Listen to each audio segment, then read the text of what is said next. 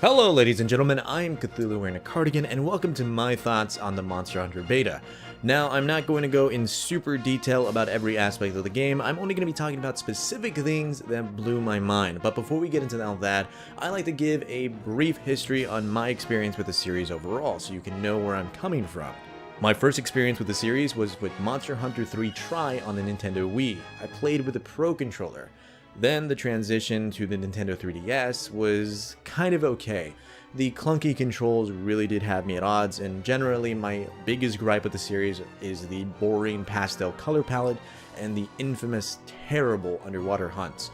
Luckily, a lot of these things were addressed with the follow-up, Monster Hunter 4 Ultimate. Not only did they get rid of the underwater levels, but introduced two new mechanics, which was climbing and mounting monsters. Along with all the new weapons, the game is extremely colorful and vibrant, and I just loved it very much, but this is kind of where I stopped, specifically because the controls were just way too wonky for me.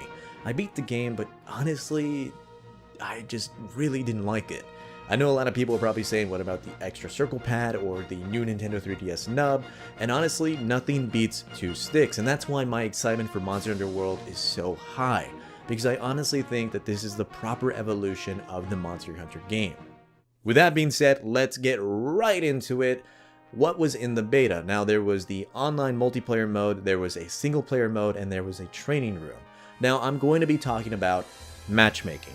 The matchmaking in Monster Hunter was fantastic. It gave you a number of different options, which was random matchmaking with random people within your country or outside of the country or in your general area, which was fantastic. It also allowed you to play online with your friends as long as you passed these little codes, which luckily will not be in the final game. Things will be a lot easier for you to be able to play with your friends.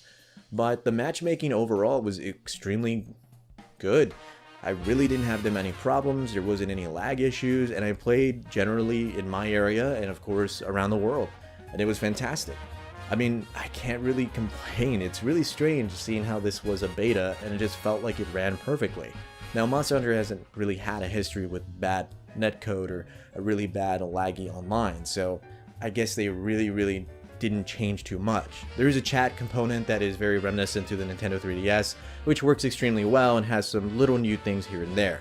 Besides that, being able to hang out with your friends and generally hunt is super cool, and I hear that there's going to be a lot of interesting changes with that. And you can create big rooms where 16 people can be in, and I think that's super cool. Now, with that aside, let's talk about the single-player component. Now, there were 3 quests that you can take, which means 3 different monsters, all ranging in different difficulties. Now, monsters fighting is not new to the series, but it's never been this cinematic, and I think it gives you a pretty basic understanding of the monarchy in this specific area. Now, I want to talk about one of the best aspects of this beta, and that is the training room. I think Capcom made a wonderful choice in adding this in because not only were you given the opportunity to try out every single new weapon and new mechanic, but you were able to see the equipment screen.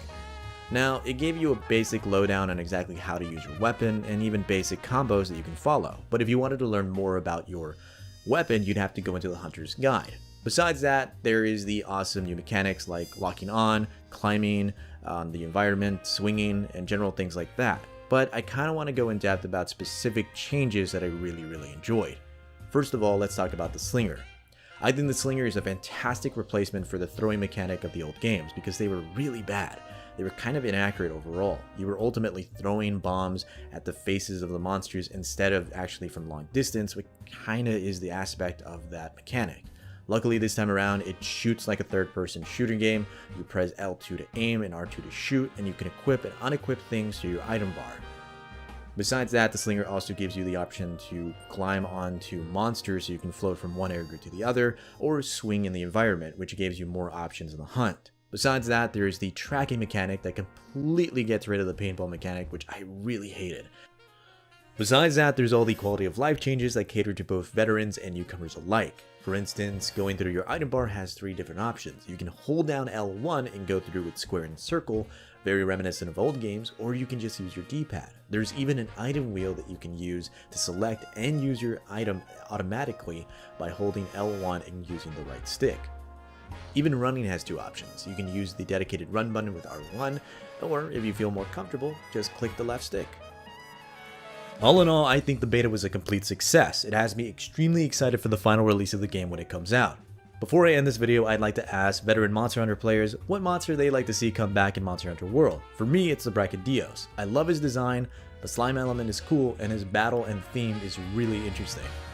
Now, please leave a comment below telling me what you thought of the beta and what monsters you'd like to see come back, and with that being said, I'll see you guys next time.